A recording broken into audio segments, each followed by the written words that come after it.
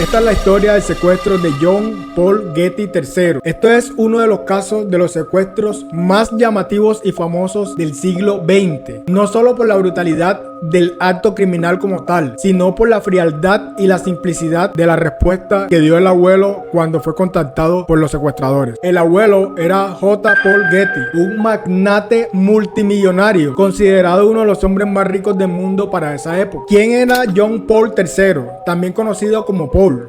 Él nació el 4 de noviembre de 1956 en Estados Unidos. Era el nieto de J. Paul Getty, el fundador de Getty Oil, uno de los hombres más ricos de su tiempo. Paul era un adolescente rebelde, o sea, estaba viviendo su adolescencia, con fama de ser un niño bastante salvaje. Vivía en Roma con su madre porque desafortunadamente su padre se había divorciado con su mamá.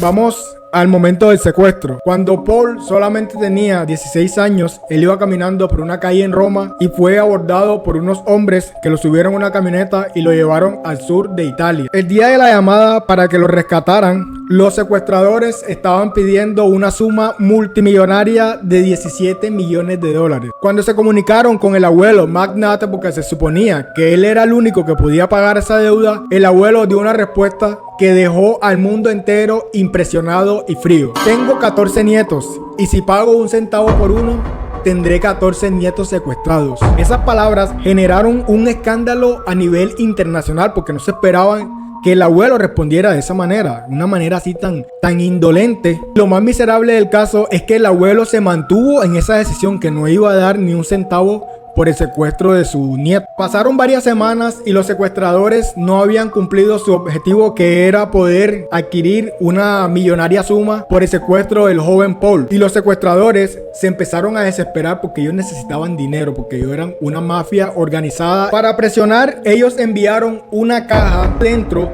había una oreja del joven Paul, además unos mechones de pelo para que identificaran que ese sí era Paul y que eso no era ningún juego. Y con este paquete había una carta que decía: esta es la oreja de Paul, si no recibimos el dinero, lo siguiente que recibirían sería la otra oreja de Paul y luego llegará por pedazos. También los secuestradores dijeron que ya no eran 17 millones de dólares que querían por el joven, sino que ahora quieren solo 3 millones de dólares. El abuelo finalmente pagó parcialmente la deuda que tenía con los secuestradores, que eran 3 millones de dólares. Pero el abuelo solo dio 2.2 millones de dólares. Y el papá de Paul pagó el resto, pero con la plata del abuelo. Y el abuelo le dijo que le iba a dar ese dinero, pero tenía que pagarle el 4% de intereses. El abuelo estaba firme en su decisión, que no quería ayudar. Eso fue porque entre rabia y la presión social lo obligaron a que él diera esos 2,2 millones de dólares. Finalmente Paul fue liberado el 15 de diciembre de 1973, 5 meses después del día del secuestro. A él lo dejaron en una estación de servicio al sur de Italia. Se veía bastante descuidado, desnutrido, sin la oreja y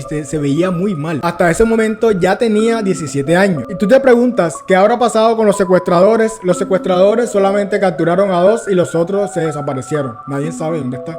Y el dinero se cree que fue utilizado para el crimen organizado. Pero esto no termina ahí.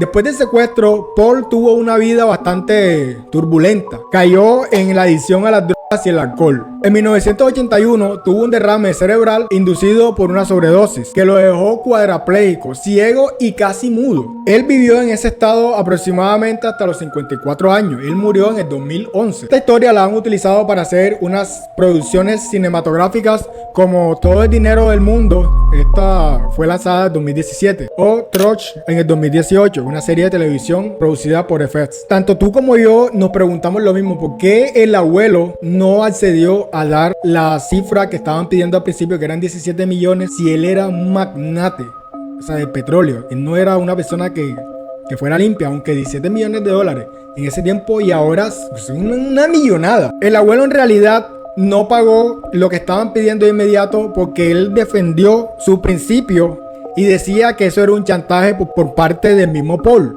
O sea, que él era el que había creado esa situación solamente para quedarse con el dinero del abuelo. Por eso fue que el abuelo no accedió a dar esa cantidad que estaban pidiendo al principio. La frialdad con que el abuelo manejó esta situación se convirtió en un símbolo de avaricia y deshumanización por la riqueza. Esta historia está bastante perturbadora y para mí lo más importante es tu opinión.